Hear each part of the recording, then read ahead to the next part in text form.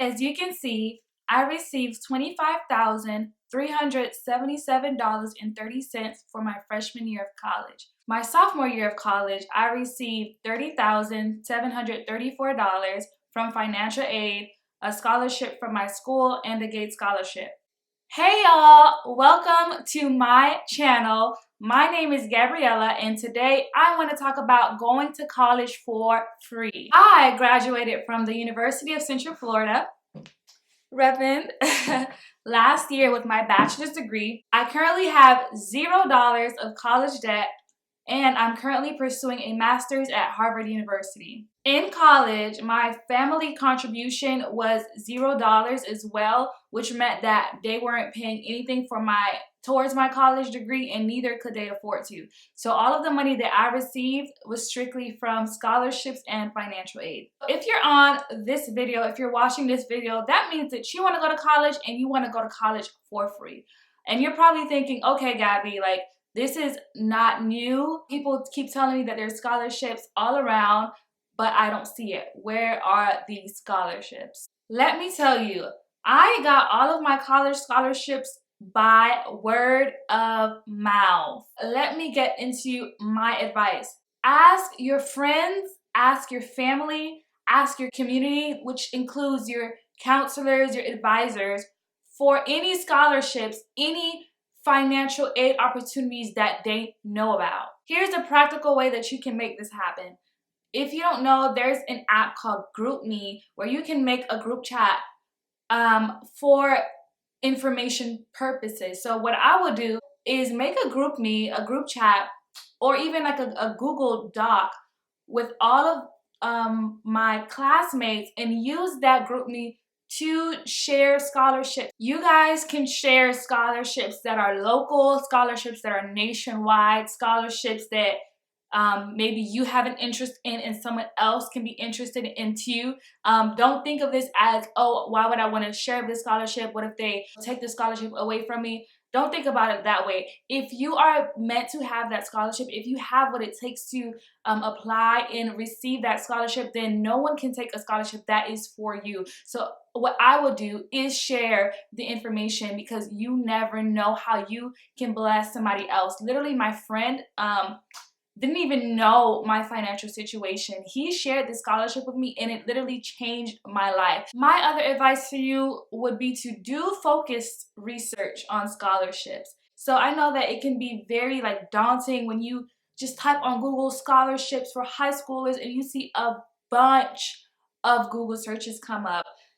It's not really helpful for you to have a bunch of options, because then you're gonna feel overwhelmed, right? So what I would do is do focus research on scholarships that apply to you specifically. So if you did anything arts related in high school, what you can do is search scholarships specifically for students who were involved in the arts and see what comes up.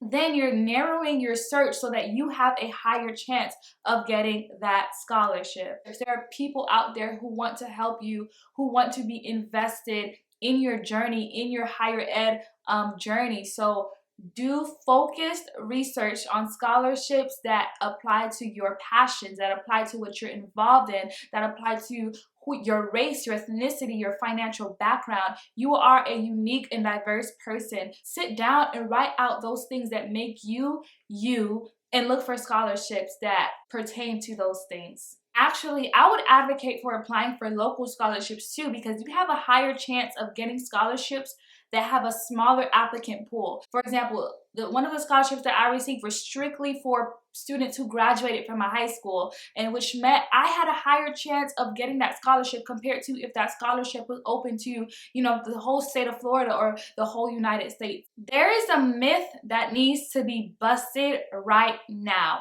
People think that you need straight A's, you need highest honors to be able to go to college for free. Guess what? That is completely wrong.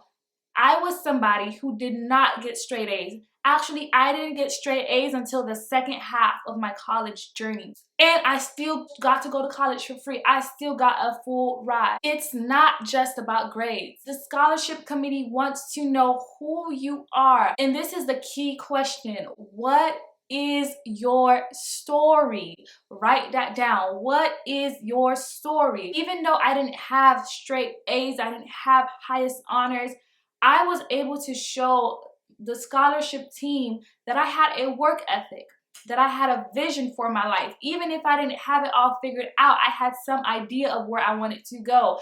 I had a dedication to my academics, and I had the ability to persevere through obstacles and through struggles. You are going to need those character traits to sustain you in college. So they want to know that if they're investing in you, they're investing in you for the long run. You know, you can have straight A's, but what is really going to set you apart is your character, is your perseverance, is your work ethic. And they want to see that when you're applying for scholarships. I'm going to encourage you to really think about, why do you want to go to college in the first place? You know, what is your story, and how does pursuing higher education and education in general, you know, fit into your story? What was it like growing up for you? How did education play a role for you? Did you struggle? Even if you struggled in education, be transparent about it. You know, sit down and really think about your story, so that when you're applying for scholarships, you have something to share. You have something that is unique to your experience. You have something that will set you apart from the thousands of people who are applying to that same scholarship. If you don't know, the Bill and Melinda Gates Scholarship is a full ride to any college or university you want. There's more details, but that's the basis of the scholarship. So when I was applying my senior year, I had to write eight whole essays about myself. They were looking for who I was as a person. So they asked me questions like, what was my least favorite subject growing up and why? What was my favorite subject growing up and why? What is the vision that I have for my life? You know, there's 8 whole essays that just wanted to figure out who I was. Everyone has a story that is unique to them. You have a story, and the reason that you are watching this video is because you have a passion to pursue education, and you just don't have the money to go yet. So to the best of your ability, I want you to figure out how you can most brilliantly, most inspiringly, if that's even a word, share your story to someone that does not know you. And most likely you're going to have to share this in a written form. So what I would do is meet up with, you know, your favorite writing teacher, your favorite writing coach. Start writing out your story, you know, your testimony, and sit down with a writing teacher so that they can help you, you know, narrow down your focus. They can help you edit it. They can help you refine your story so that you can inspire the scholarship committee, inspire people to invest in you. Another piece of advice that I have for you is to set yourself apart now as an applicant. Again, you are, I don't want to use the word competing, but there are thousands, even millions of students just like you who are applying for scholarships, who want to go to college and trying to figure this thing out. What I would do is set yourself apart now. Get involved in your community. And you can do that without, you know, being overwhelmed, like being burnt out. For example, if you're involved in church, you can definitely use church experience in your scholarship applications. You can visit the hospital once a month, carpool with a friend, volunteer at the hospital for a few hours. Boom, you have some volunteer hours that you can use in your resume, in your scholarship essays as volunteer experience. Join a club at your school that is catered to volunteer and community service. Another thing, definitely aim to have great grades, but do not stress yourself out if your grades are not perfect. I didn't have straight A's. My grades were far from perfect. The minimum GPA requirement for the Bill and Melinda Gates Scholarship was a 3.3. Guess what your girl had? A 3.3. And I got it. Again, do not count yourself out because your grades are not perfect. Scholarship committees are looking for more than good grades. They're looking for a holistic person. My last piece of advice just for this video is to apply for financial aid. Fill out your FAFSA. In order to be eligible for some scholarships, you have to be eligible for federal aid. So that filling out that application, you know, as soon as you can, as soon as it opens, is super important. Let's face it, college is expensive. more expensive, then we want it to be more expensive than it even has to be.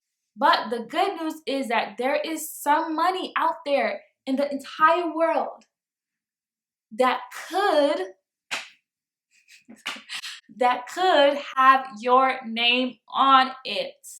Talk to your community, your friends, your parents, your family, your counselors, your advisors about what scholarship opportunities that they know of that could apply for you. Do focused research on scholarships that are pertaining to your interests, your passions. The key is to do focused research so that you are not overwhelmed by all of the scholarship opportunities that they have out there. Share your amazing and unique story to the application committee. They're not just looking for good grades. Hello, Mythbuster right there. They don't just want good grades. And most importantly, do not count yourself out. Who knew that a first-generation college student from Miami, Florida, whose parents are immigrants, who is Haitian, would go to college for free? Who knew that she would then graduate to now attend the most prestigious Ivy League institution for her master's degree? Right? Who knew? I didn't know, but I'm literally living out this life right now, and I want you to not count yourself out. I want you to see yourself, envision yourself doing those things that you have deep desires for. Greatness is on the inside of you. The key is showing the world, showing funders, showing the people with the money why they should invest in that greatness. That is all for this video. Stay tuned for more videos on this financial series from me. Thank you so much for watching. Don't forget to like, comment, and subscribe. Until next time, be great. Again, there is money out there with your name on it. Go and get it. Bye.